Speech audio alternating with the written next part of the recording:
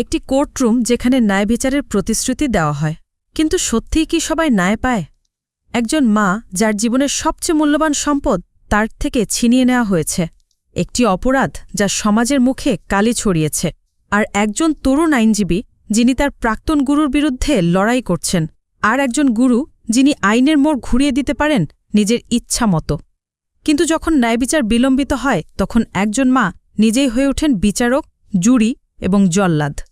এই গল্প শুধু আইনের নয়, এটি একটি মায়ের প্রতিশোধের, একটি আইনজীবীর সংগ্রামের এবং একটি সমাজের প্রতিফলন যেখানে ন্যায়বিচার কখনো কখনো দূরের স্বপ্ন। Hello friends, this is Plaban and welcome to Plaban world.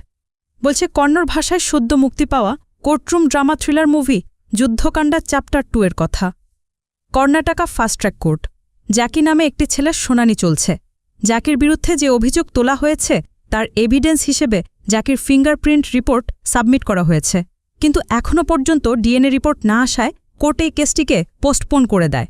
মূলত নিবেদিতা নামে এই মেয়েটি জ্যাকির বিরুদ্ধে মামলা করেছিল, তাই জ্যাকি যাওয়ার সময় নিবেদিতাকে বুড়ো আঙুল দেখিয়ে যায় যে তুমি আমার কিছুই করতে পারবে না। এরপর নিবেদিতা মন খারাপ করে কোর্ট থেকে বের হয়ে যাচ্ছিল। জ্যাকির বড় ভাই জোনার্ধন একজন রানিং এমপি, আর সেই ক্ষমতা বলেই জ্যাকি এখনও বাইরে ঘুরে বেড়াচ্ছে। কিন্তু নিজের চোখের সামনে জ্যাকিকে এভাবে ঘুরে বেড়াতে দেখে নিবেদিতা কিছুতেই সেটা সহ্য করতে পারছে না। তবে নিবেদিতা সাধারণ একজন মেয়ে, তার আর করারই বাকি আছে, এজন্য নিবেদিতা চলেই যাচ্ছিল। তবে নিবেদিতা তার কারে বসে কিছু একটা চিন্তা করে, আর এরপর জ্যাকিরা যখন কোর্ট থেকে বের হচ্ছিল ঠিক তখনই নিবেদিতা কার থেকে নেমে সামনে দিয়ে আসা সাব ইন্সপেক্টরের গান নিয়ে জ্যাকিকে শ্যুট করে দেয়, আর জ্যাকিও অন দি স্পট মারা যায়। পুলিশও নিবেদিতাকে অ্যারেস্ট করে, কিন্তু নিবেদিতার মতো সাধারণ একটি মেয়ে কোর্টের সামনে জ্যাকিকে কী কারণে গুলি করে মারল আর জ্যাকির বিরুদ্ধে কী অভিযোগ আনা হয়েছে সেটা জানতে আমাদেরকে কয়েক মাস পিছে ফিরে যেতে হবে। আমাদের ভারত নামে একজন তরুণ লয়ারকে দেখানো হয়। ভারতের বাবা মা আত্মীয়স্বজন কেউই নেই, ভারত একজন অনাথ। আজ ভারতের ল কলেজের কনভোকেশন সিরেমনি, তাই সকাল সকাল ভারত রেডি হয়ে তার কলেজে চলে যায়। আর এই কনভোকেশন সিরেমনিতে চিফ গেস্ট হিসেবে শহরের সবথেকে নামকরা ক্রিমিনাল লয়ার রবার্ট ডিসুজাকে ইনভাইট করা হয়। এই রবার্ট ডিসুজা শহরের বিখ্যাত একজন ক্রিমিনাল লয়ার, এক কথায় সব লয়ারের আইডল বলতে পারেন। তেমনি ভারতের কাছেও রবার্ট ডিসুজা তার একজন গুরুর মতো। ভারত তার পড়াশোনার খরচ জোগাতে একটি বেকারির অ্যাকাউন্টস দেখাশোনা করত, আর সে যেহেতু ল কমপ্লিট করে ফেলেছে তাই এখন তাকে একজন লয়ার হতে যে কোনো একটি ল ফার্ম বা লয়ারের সাথে কাজ করতে হবে। তাই ভারত তার বেকারির মালিককেও জানায়। ভারত যখন এখানে এসেছিল তখন ভারতের খুব খারাপ অবস্থা ছিল, বাবা মা ছিল না, মাথার উপর ছাদ ছিল না, পোশাক ছিল না, খাবার ছিল না, আর আজ ভারত কষ্ট করে এতদূর পর্যন্ত পৌঁছেছে। তাই ভারতের উজ্জ্বল ভবিষ্যতের কথা চিন্তা করে সে ভারতকে হাসি মুখে ছেড়ে দেয়। এরপর ভারত বিভিন্ন ল ফার্মে যোগাযোগ শুরু করে, কিন্তু যেখানেই যাচ্ছে সেখানেই এক্সপিরিয়েন্স লোক যাচ্ছে, কারণ এক্সপিরিয়েন্স ছাড়া লোকদেরকে কেউই নিতে চাচ্ছে না, কারণ যে কিছু জানেই না তাকে কেন তারা টাকা দিয়ে রাখবে। এজন্য ভারত একটার পর একটা ল ফার্ম খুঁড়িয়ে যাচ্ছে। আর এভাবে ঘুরতে ঘুরতে ভারতের একদিন তার মতোই একজন তরুণ লয়ারের সাথে কথা হয়, আর সে ভারতকে নাগাভূষণ অ্যাসোসিয়েট নামে একটি ল ফার্মের খবর দেয় যে গত সপ্তাহে সে সেখান থেকে চাকরি ছেড়ে এসেছে, তাই সেখানে যোগাযোগ করলে হয়তোবা ভারতের কিছু হতে পারে। তাই ওই লোকটির কথা মতো ভারত নাগাভূষণ অ্যাসোসিয়েটে গিয়ে দেখা করে, আর এখানে নাগাভূষণের সাথে কথা বললে নাগাভূষণ ভারতের সবকিছু চেক করে বলে তোমাকে আমরা এখানে চাকরিতে রাখতে পারবো, তবে তোমাকে কোনো বেতন দিতে পারবো না। এখানে ভারত একটি কন্ডিশনে কাজ করতে পারবে, তা হচ্ছে যদি ভারতের কাছে কোনো কেস আসে তাহলে ভারত ওই কেস থেকে যে পরিমাণ টাকা আর্ন করবে এই ল ফার্ম তার 60% রেখে দিবে আর 40% ভারত পাবে। এমনিতে তো বাইরে কোথাও জব পাচ্ছে না, এটাই তার একমাত্র সুযোগ, তাই ভারত আর এই সুযোগটি হাতছাড়া করতে চায় না। ভারত এই ল ফার্মে ঢুকে পড়ে, কিন্তু আস্তে আস্তে ভারত বুঝতে পারছিল এখানে ঢুকে সে বোকার মতো কাজ করেছে, কারণ এখানে তার মতো অনেকেই আছে যারা মাসের পর মাস বিনা বেতন এসে বসে থাকে, কারোর কাছে কোনো কেস নেই। দুই একটা কেস আসলে এই ল ফার্মের যারা খুব ভালো লয়ার তারাই সেগুলো হ্যান্ডেল করে, আর এভাবে ভারতের দিনের পর দিন কাটতে থাকে। ভারত একটি ভালো কেসের আশায় অপেক্ষা করছে, আর এরপর একদিন তাদের ল ফার্মের মিটিংয়ে নাগাভূষণ তাদের লিগেল কনসালটেন্ট স্বপ্নার সাথে পরিচয় করিয়ে দেয়, আর সেদিনই ভারত স্বপ্নাকে প্রথম দেখে। তবে এই মিটিংটা ছিল নাগাভূষণের একজন বন্ধুর একটি কেসকে কেন্দ্র করে, আর ওই কেসটি ছিল একটি মোলেস্টের কেস, মানে তার বন্ধুর কোম্পানির রিসেপশনিস্টকে সে রিসোর্টে যেতে বলেছিল, আর ওই মেয়েটা নিয়ে কমপ্লেন করেছে। ওই মেয়ের কাছে তার কল রেকর্ড আছে, তাই এত স্ট্রং এভিডেন্স থাকার পর তাকে কিভাবে তারা ছাড়াতে পারবে সেজন্য মূলত সবার থেকে যার যার অভিব্যক্তি জানতে চাওয়া হচ্ছে। যদিও ভারত নতুন, তারপর ভারত তার নিজের মতো করে তার অভিব্যক্তি জানায়। তবে ভারতের অভিব্যক্তির মধ্যে বেশ কিছু পয়েন্টও আছে, কিন্তু নাগাভূষণের কাছে ওই পয়েন্টগুলো একদমই বেকার, তাই ভারতকে মিটিং থেকে বের করে দেয়। এভাবে 2 মাস কেটে যায়। ভারতের কাছে না কোনো কেস আসছে, না ভারত কিছু করতে। অবশেষে বাধ্য হয়েই ভারত নাগাভূষণের সাথে দেখা করে এবং যে কোনো মূল্যে একটি কেস দিতে বলে। তখন নাগাভূষণ তার এখানে 6 মাস পড়ে থাকে একটি অ্যাক্সিডেন্টের কেস দেয় আর স্বপ্নের সাথে দেখা করে এই কেসের বিষয়ে ডিটেলস জেনে নিতে বলে। এজন্য ভারত স্বপ্নের সাথে দেখা করে আর স্বপ্না ভারতকে ওই কেসের বিষয়ে সবকিছু খুলে বলে। আর এটা ভারতের প্রথম কেস, তাই যে কোনো মূল্যে ভারতকে এই কেসটি জিততে হবে। আর ভারত এখানে বুদ্ধির আশ্রয় নেয়। ভারত প্রথমেই জাজের পিয়নর থেকে জাজের বিষয়ে কিছু পার্সোনাল তথ্য জেনে নেয়। আর কোর্টের অধিবেশন শুরু হলে ভারত সেগুলো অ্যাপ্লাই করে আর ভারত তার প্রথম কেসটি জিতেও যায়। আর এরপর থেকে ভারত এবং স্বপ্নার মধ্যে ঘনিষ্ঠতা শুরু। ভারতও মাঝে মধ্যে যে কেসগুলো পাচ্ছে তা দিয়ে তার অনায়াসে কেটে যাচ্ছে। আবার ভারতের সাথে স্বপ্নার ঘনিষ্ঠতা একসময় ভালোবাসাতে রূপ নেয়। এরপর একদিন ভারতের একটি কেসের শুনানিতে ভারত কোর্টে আসে। তবে ভারতের কেসের শুনানির আগে নিবেদিতের কেসের শুনানি চলছিল। আর ওই সময় মূলত জাকি ডিয়ানের রিপোর্ট না আসাতে কোর্ট এই কেসটিকে আবারও পোস্টপোন করে দিয়েছিল। এরপর যা যা ঘটেছিল তা আমরা আগেও দেখেছি। নিবেদিতা এখান থেকে বের হওয়ার সময় এসআইয়ের গান ছিনে নিয়ে জাকিকে শ্যুট করে কোর্টের সামনেই মেরে ফেলেছিল। আর ভারতও নিজের চোখে এই দৃশ্যটি দেখেছিল। এখান থেকে সিন প্রেজেন্টে কোর্ট চত্বরে এত লয়ার এবং এত পুলিশের মধ্যে জাকিকে গুলি করে মারায় নিবেদিতার কেসটি এখন পুরো দেশের সামনে। আর এরপরই নিবেদিতাকে কোর্টে আনা হয়। তবে নিবেদিতার বিরুদ্ধে জাকিকে খুন করার আরোপ আনলে নিবেদিতার কাছে যখন জানতে চাওয়া হয়, নিবেদিতা বলে, আমি তো কাউকে খুন করিনি, আমি কিছু করিনি। আর বলতে বলতে নিবেদিতা ঘাবড়ে যাচ্ছিল। হঠাৎই নিবেদিতা বেহুশ হয়ে পড়ে আর নিবেদিতাকে সাথে সাথে হসপিটালে নেওয়া হয়। এদিকে আবার নিবেদিতার কেসে নিবেদিতার পক্ষে কোনো লয়ার অ্যাপয়েন্ট করা হয়নি। তাই যতদিন পর্যন্ত নিবেদিতার লয়ার অ্যাপয়েন্ট করা না হচ্ছে আর নিবেদিতা সুস্থ না হচ্ছে, ততদিন পর্যন্ত কেসের কার্যক্রম বিরতি রাখার সিদ্ধান্ত নেওয়া হয়। আমি আগেও বলেছিলাম, জাকির ভাই জানার একজন রানিং এমপি, আর সবার ফোকাস এখন নিবেদিতা কেসের প্রতি। এই জন্য জনার্দনের লয়ার এই কেসটি আর কন্টিনিউ করতে চাচ্ছে না, কারণ সে ভয় পাচ্ছে সামনে যদি জেকির কুকর্মের কাছে প্রকাশ হয়ে যায় তাহলে তার ক্যারিয়ার নষ্ট হয়ে যেতে পারে। এজন্য সেই কেস থেকে সরে পড়ে। অন্যদিকে নিবেদিতা এই ঘটনাগুলো ভারতের চোখের সামনে ঘটেছিল, এই জন্যই ভারত হসপিটালে গিয়ে নিবেদিতার সাথে দেখা করে। ভারত প্রথমে নিবেদিতাকে তার পরিচয় দেয়। আর ভারত একজন লয়ার শুনে নিবেদিতা বলছিল, আপনি কি আমার কেসটি লড়বেন? ভারত বলে, আমি আপনাকে আগেই কথা দিতে পারছি না, তবে এক্স্যাক্টলি কী ঘটেছিল আপনি যদি আমার সাথে শেয়ার করেন, আমি আশা করি আমি আপনাকে হেল্প করতে পারবো। আর এরপরে নিবেদিতা পুরো বিষয়টা খুলে বলে। সিন চলে যায় পাস্টে। নিবেদিতার স্বামী আর্মিতে চাকরি করা অবস্থায় মারা গিয়েছিল। এরপর থেকে নিবেদিতা তার 6 বছরের মেয়ে শ্যামলীকে নিয়ে বসবাস করছে। শ্যামলী পড়াশোনায় খুবই ভালো, আর নিবেদিতা একটি প্রাইভেট কোম্পানিতে জব করছে। আর সেই জন্যই নিবেদিতা প্রতিদিন শ্যামলীকে স্কুলে দিয়ে বা নিয়ে আসতে পারে না। এই জন্য রেগুলার একটি অটো ঠিক করা আছে যে প্রতিদিন শ্যামলীকে স্কুলে দিয়ে আসে এবং নিয়ে আসে। শ্যামলী বেলুন খুব পছন্দ করত, তাই সবসময় বেলুন নিয়ে খেলা করত। আর এজন্যই নিবেদিতা মাঝে মধ্যে শ্যামলীকে অনেক বকাও দিত। এরপর একদিন প্রতিদিনের মতোই নিবেদিতা শ্যামলীকে স্কুলে পাঠিয়ে নিজের অফিসে চলে যায়। কিন্তু স্কুল শেষ হওয়ার পর শ্যামলী তার স্কুলের গেটের সামনে ওই অটোচালকের অপেক্ষা করছিল। কিন্তু অনেক সময় পার হয়ে যাওয়ার পরও অটোচালক আসছিল না। এজন্য একসময় শ্যামলী নিজেই বাড়ির পথে রওনা হয়ে যায়। অন্যদিকে নিবেদিতাকে দেখা যায় অফিস শেষ করে বাড়িতে এসেছে, কিন্তু বাড়িতে এসে দেখে শ্যামলী এখনও বাড়িতে পৌঁছায়নি। সাথে সাথে নিবেদিতা ওই অটোচালককে কল করে জানতে চায়, আপনি শ্যামলীকে কখন ড্রপ করেছিলেন? কিন্তু অটোচালক বলে, ম্যাডাম আমি তো গ্রুপে মেসেজ করে বলে দিয়েছিলাম যে আজ আমি পিক আপ করতে পারবো না। সাথে সাথে নিবেদিতা চেক করে দেখে আসলেই তো কাজের চাপে সে চেক করতে পারেনি। আর তখনই নিবেদিতার মাথা নষ্ট হয়ে যায়, তাহলে শ্যামলী কোথায় গেল? নিবেদিতার সাথে সাথে স্কুলে চলে যায় আর স্কুলের গেটে গিয়ে জানতে পারে শ্যামলী অনেক আগে এখান থেকে চলে গেছে। অন্যদিকে আমরা দেখতে পাই শ্যামলী যখন রাস্তা দিয়ে যাচ্ছিল তখন পাশে একটি লাল রঙের সুইফট কারের মধ্যে জ্যাকি মাদক সেবন করছিল। আর জ্যাকি তখন শ্যামলীকে দেখে শ্যামলীকে ডেকে তার সাথে কথা বলার চেষ্টা করছিল, কিন্তু শ্যামলী অপরিচিত কারোর সাথে কথা বলতে চাচ্ছিল না। পাশে এক বেলুন বিক্রেতাকে বেলুন বিক্রি করতে দেখে শ্যামলী সেদিকে তাকিয়েছিল। শ্যামলীর বেলুনের প্রতি দুর্বলতা বুঝতে পেরে শ্যামলীকে বেলুন কিনে দিয়ে তার কারে করে নিয়ে যায়। জ্যাকি শ্যামলীকে একটি পরিত্যক্ত বিল্ডিংয়ে নিয়ে নিজের হিংস্রতা মেটায়। আবার এদিকে শ্যামলীকে খুঁজে না পেয়ে নিবেদিতা পুলিশে কমপ্লেন করে। আর পুলিশও শ্যামলীর ডিটেলস এবং ফটো নিয়ে সব জায়গায় শ্যামলীকে খুঁজতে শুরু করে। নিবেদিতা বাড়ি ফিরে এসেছে ঠিকই, কিন্তু নিবেদিতা এক মুহূর্ত স্বস্তি পাচ্ছে না। আবার নিবেদিতা কল্পনা করছে একটি হিংস্র নেকড়ে শ্যামলীর দিকে এগিয়ে যাচ্ছে, আর শ্যামলী বারবার বলছে, মা তুমি আমাকে এখান থেকে নিয়ে যাও। এর মধ্যে পুলিশ নিবেদিতাকে মর্গে নিয়ে যায়, আর সেখানে একটি বাচ্চা মেয়ের লাশ দেখালে নিবেদিতা জানায় এটা শ্যামলীর নাম। একমাত্র মেয়েকে খুঁজে না পেয়ে যতই সময় পার হচ্ছে নিবেদিতা ততই পাগল হয়ে যাচ্ছে। এদিকে পুলিশও শহরের বিভিন্ন জায়গায় শ্যামলীকে খুঁজে বেড়াচ্ছে। তবে এরপরে ওই বেলুন বিক্রেতাকে শ্যামলীর ফটো দেখালে সে জানায় লাল রঙের একটি সুইফট গাড়ি করে শ্যামলীকে কেউ নিয়ে গিয়েছিল। এই জন্য পুলিশ এই সুইফট গাড়ির তল্লাশি শুরু করে। আর খুঁজতে খুঁজতে একটি পরিত্যক্ত বিল্ডিংয়ের পাশে জ্যাকির ওই লাল রঙের সুইফট গাড়িটি পেয়েও যায়। আর রাত নাগাদ তারা শ্যামলীকে উদ্ধার করতে পারে।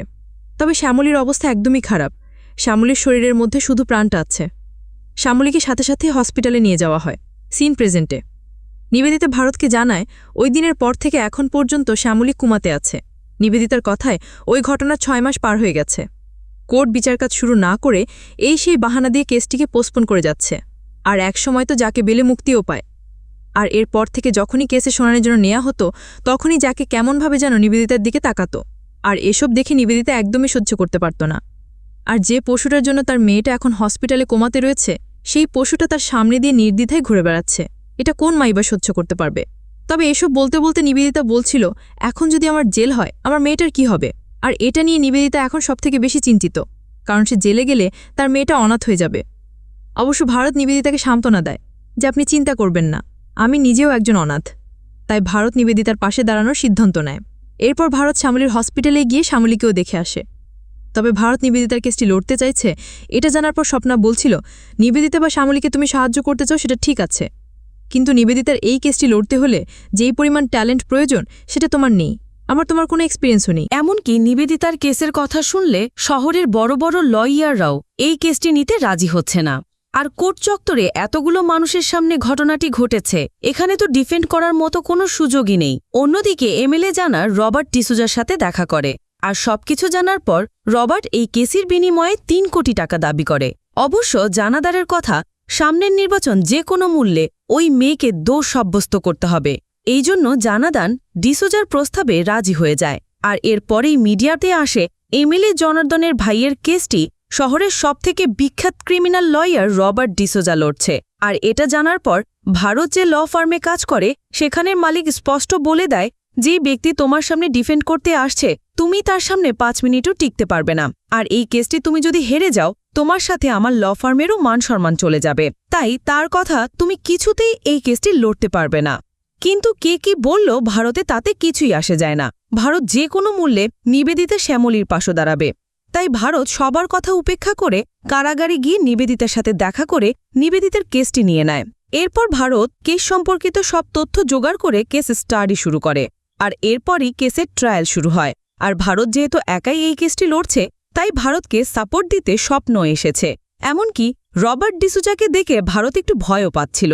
এরপর কোর্টের অধিবেশন শুরু হলে রবার্ট প্রথমেই কোর্টকে বলে, নিবেদিতা জ্যাকির নামে যে মামলা করেছিল সেই মামলার ডিএনএ রিপোর্ট আসতে লেট হওয়ায় কোর্ট কেসটিকে পোস্টপোন করেছে। আর সেটা নিবেদিতা সহ্য করতে পারেনি। নিবেদিতার কাছে জ্যাকির বাঁচার কোনো অধিকারই ছিল না। এই জন্য নিবেদিতা কোর্ট চত্বরে সবার সামনে পুলিশের গান দিয়ে জ্যাকিকে গুলি করে মেরেছে। আর জ্যাকির বিরুদ্ধে কেস থাকলেও জ্যাকি কিন্তু তখনও দোষী প্রমাণিত হয়নি। তাই নিবেদিতার আইন হাতে তুলে নেওয়ার কোনো অধিকারও নেই। ওই ঘটনার যথেষ্ট প্রত্যক্ষ দোষীও আছে। এই জন্য রবার্টের কথা, এই কেসে ডিফেন্ড করার সুযোগ দিয়ে সময় নষ্ট না করে নিবেদিতার সর্বোচ্চ শাস্তি দেওয়া উচিত। তবে ভারতের কথা, নিবেদিতা যদি কোনো অন্যায় করে থাকে তারপরও তার ডিফেন্ড করার অধিকার আছে।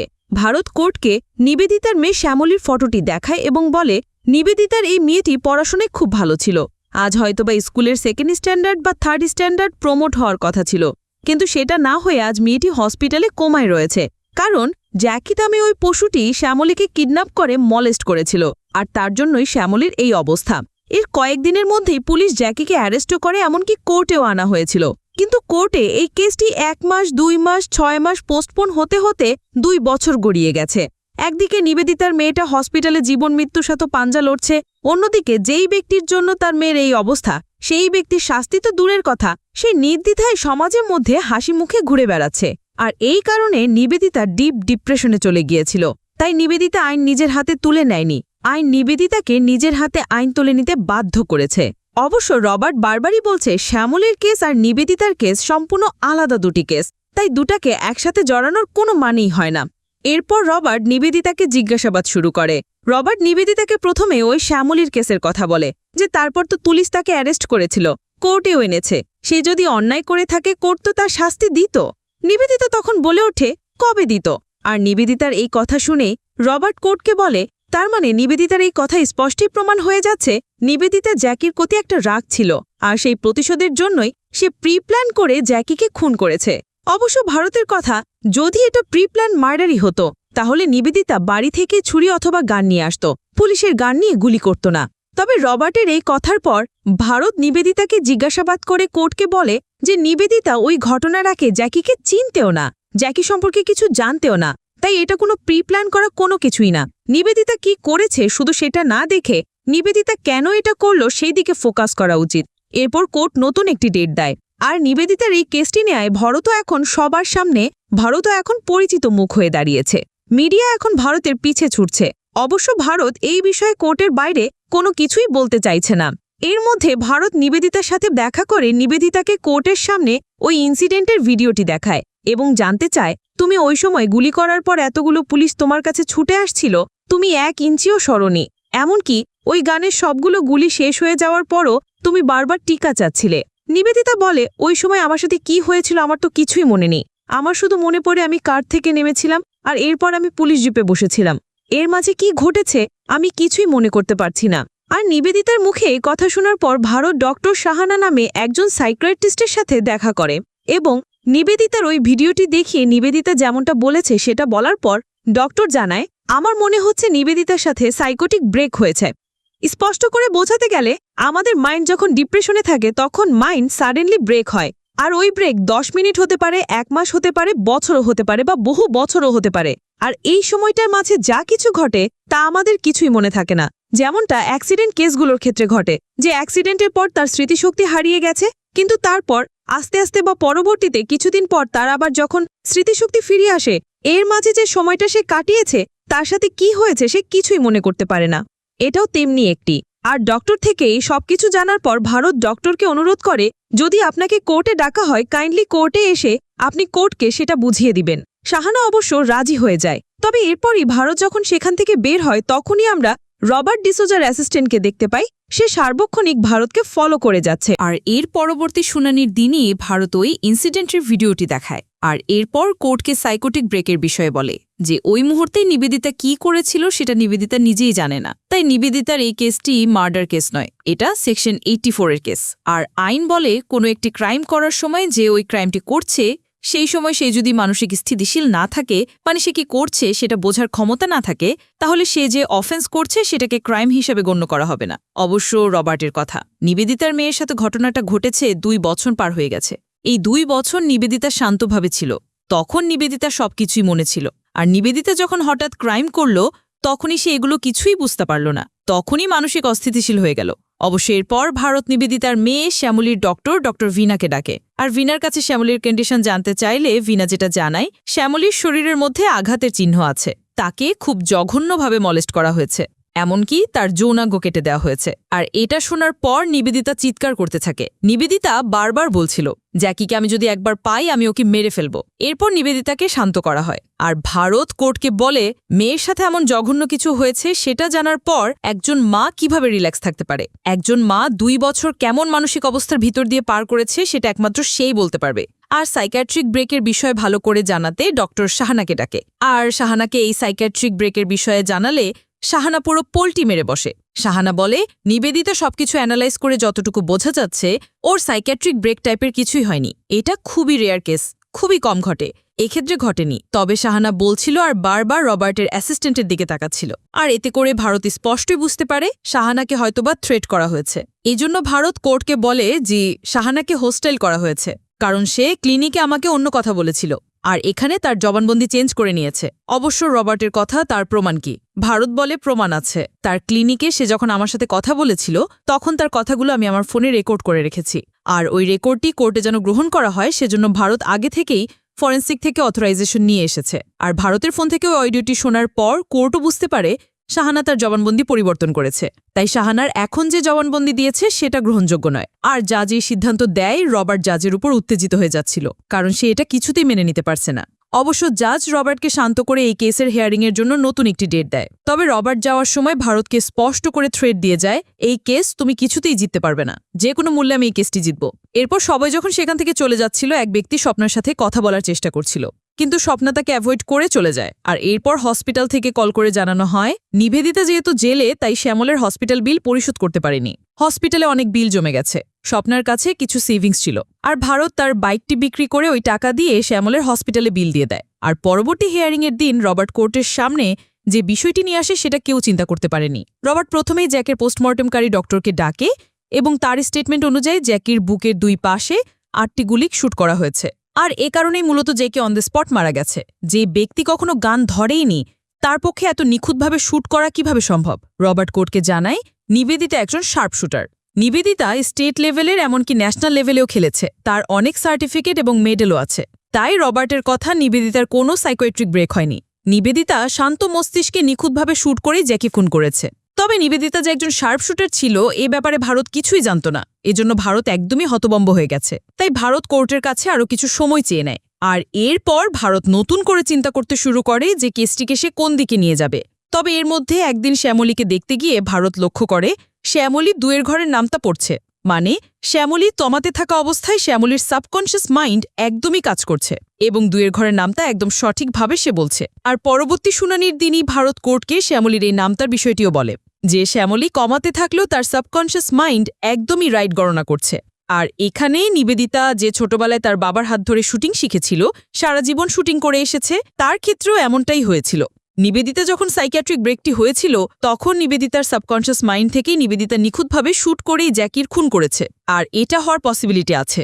আর রবার্টও এজন্য কিছুই বলতে পারছে না। তাই রবার্টও এবার কোর্টের কাছে সময় চেয়ে নেয়। এদিকে জনার্দনও বুঝতে পারছে রবার্টের হাত থেকে কেসটি আস্তে আস্তে পিছলে যাচ্ছে। এজন্য জনার্দন রবার্টের উপর আস্থাও রাখতে পারছে না। জনার্দন এটাও বলে যদি সামনে ইলেকশন না থাকতো তাহলে আমি কোর্টের বাইরে এই কেসে সমাধান করে নিতাম। কিন্তু রবার্টের কথা প্রতিটি হিয়ারিংয়ের দিন ও নতুন নতুন থিওরি নিয়ে আসে। ও কখন কোন থিওরি নিয়ে আসে এটা আগে থেকে বোঝা না যাওয়ায় কেসে ডিফেন্ড করা খুব কষ্ট হয়ে যাচ্ছে। জনার্দন জানতে চায় তাহলে আগামী হিয়ারিংয়ের দিন ও কোন থিওরি নিয়ে আসবে সেটা যদি আপনি জানতে পারেন তাহলে আপনি কেসটি জিততে পারবেন রবার্টের কথায় 5 মিনিটেই।